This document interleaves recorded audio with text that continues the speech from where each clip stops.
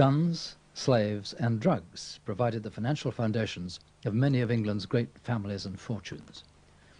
Large areas of Georgian and Victorian London were built with the proceeds of the opium trade. Brixton, for example, Denmark Hill. Many great institutions, banks, insurance and brokerage firms rose on its profits. No outward signs distinguish these companies or districts. They're not despised. Yet their past is part of a particularly ugly chapter in the history of our country and its trade. Our subject is the traders and their trade in the early days of the free market, the drug trade. In international law, a nation cannot claim authority unless it is capable of enforcing it. Moral power along the coast means a 24-pounder and British seamen behind it. A scheme of distribution is necessary, and this is trade, in every respect free and unconstrained. Monopoly control is legitimate where revenue, not profit, is concerned. If people want to drink near beer, then sell it to them.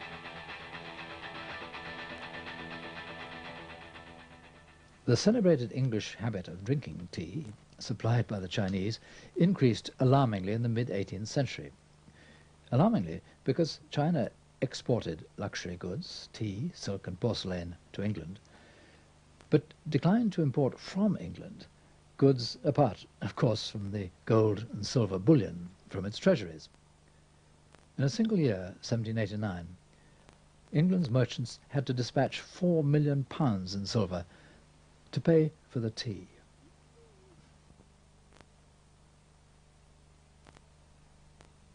The dilemma is curiously familiar. A colossal deficit in England's balance of payments, requiring urgent action. The solution was aggressive free trade in drugs.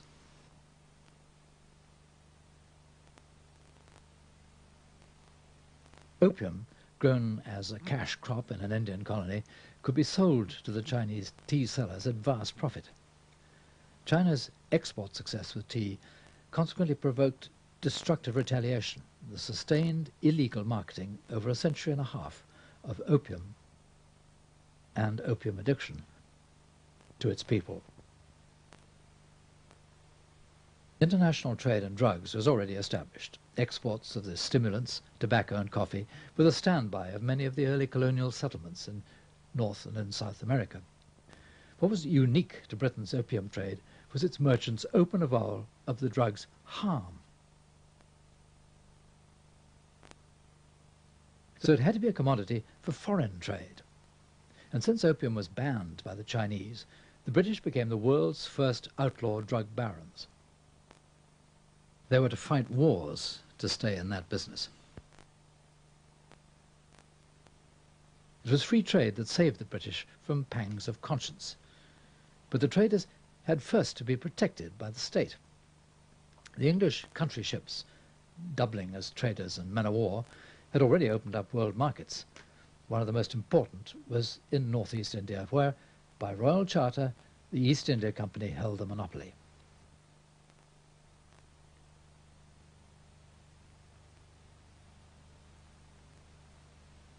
The Battle of Plassey, won in 1757 by Clive, resulted in the East India Company becoming the government of the region. The first governor of Bengal, Clive, commanded the Ganges Plain, with 100 channels to the sea, its soil capable of 3 rice crops a year, a rich tropical sky rivaling the verdure of an English April. Spices, sugar, and vegetable oils are produced with marvelous exuberance. In spite of the Maratha freebooter, Bengal was known throughout the East as the Garden of Eden. During the decade after Plassey, the garden was pillaged until it was converted into a near desert. Clive was one of the beneficiaries. On his return to England, his wealth brought him control of 10 MPs to represent his interests. He soon died, however, of an overdose of laudanum. A great event happened 2 days ago, a political and moral event. The sudden death of Coolie Khan, Lord Clive. Oh, there was certainly illness in the case. The world thinks more than illness. On Tuesday, his physician gave him a dose of laudanum, which had not the desired effect. Of the rest, there are two stories. One, that the physician repeated the dose. The other, that he doubled it himself, contrary to advice. For a time, agricultural mismanagement, compounded by corruption, plagued the East India Company's earliest plans. Its officials stole without stint, from Governor-General to warehouse clerk. The management of affairs is left to harpies. No sooner let loose upon the country than they plunder the inhabitants with or without pretences, and at a sacrifice of every principle of honor, render to their employers but a small portion of their ill-gotten gain. The company's near bankruptcy necessitated government injections of cash, amounting in 1 year alone, 1785, to almost an eighth of the Crown's annual income. £2 million of our taxes have already been granted to this East India Company, wherewith to pay the dividend on their stock. And perhaps a further £1 million will be called from us during the present Parliament. It was William Bolts, one of the company's servants, who showed how the disastrous financial situation could be remedied. He secured preferential trading agreements, avoiding taxes levied from his native competitors in the food market, and by cutting his prices, he bankrupted them, then raised prices to customers while forcing the suppliers, the peasant farmers, to accept less. Objectors were confined or flogged. Bolts became £90,000 richer within 6 years. Those who followed his precedent could, on return to England, afford a country seat, or better yet, one in Parliament. Bengal's peasant farmers, impoverished by such speculation, were soon forced from food production into poppy production. Cash inducements for seed purchase from the company, followed by the threat of foreclosure for debt, effectively compelled the peasant to switch to a cash crop. They wrung from him the very opium in which he forgot his oppressor. Disease and sickness are spreading in Bangladesh. Opium plantations quickly and disastrously altered the land itself. Clearance of hardier crops and woodlands struck at the soil's water retention and contributed to the pattern of severe seasonal flooding which persists to this day. Meanwhile, families go on collecting contaminated water. The stewardship of Warren Hastings from 1772 to 1785 saw the beginnings of the East India Company's prosperity. By the close of his term, opium was the company's principal source of income. It's extraordinary to realize that probably the largest trading concern in the world earned its wealth by smuggling. China forbade the importation of the drug. The company and its employees sold it via middlemen to private merchants who smuggled it into China. It was excellent opium for China's addicts. Only opium with the EIC stamp was acceptable. I abhor monopolies, especially those founded on violence. Govern leniently and send more money. Practice strict justice and send more money. Be the father and oppressor of the people. Be just and unjust, moderate and rapacious.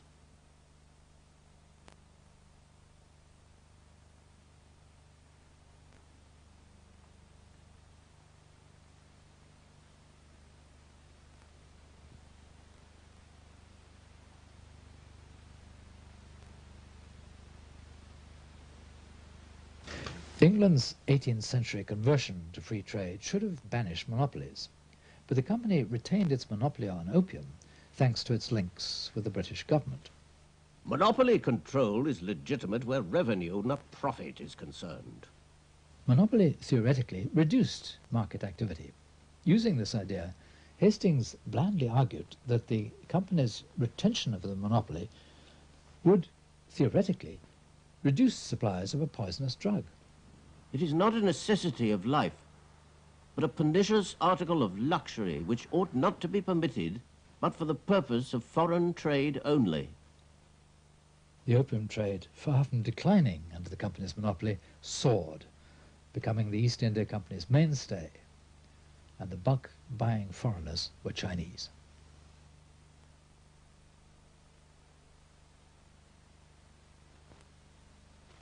The way of heaven is fairness to all. It does not suffer others in order to benefit ourselves. Men are alike in this world over. They cherish life and hate what endangers life. Ever since the port of Canton was opened, trade has flourished. Rhubarb, tea, and silk are all valuable products without which foreigners could not live. The heavenly court, extending its benevolence to all alike, allows these products to be sold, not grudging them even to remote domains, its bounty matching the bounty of heaven and earth. But there is a class of evil foreigner that makes opium and brings it for sale, tempting fools to destroy themselves merely in order to reap profit. Formerly, the number of opium smokers was small, but now the vice has spread far and wide, and the poison penetrated deeper and deeper.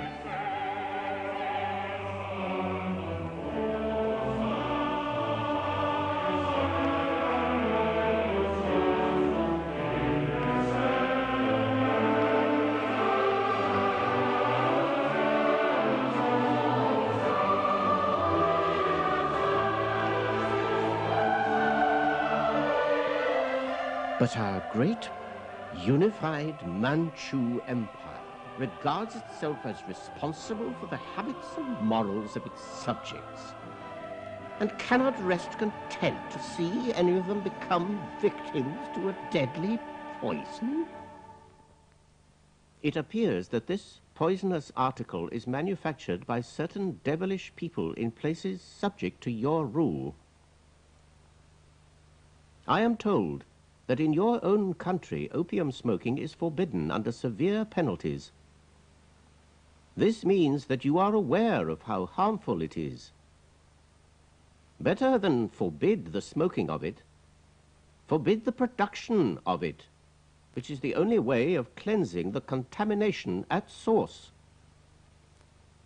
So long as you do not take it yourselves, but continue to make it and tempt the people to buy it, you will be showing yourselves careful of your own lives, but care less of the lives of others.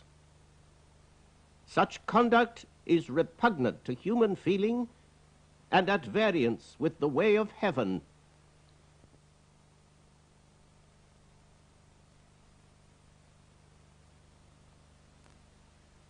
The laws and consumption of opium are now so strict in China, you will find no one buys it, and no more fortunes will be made.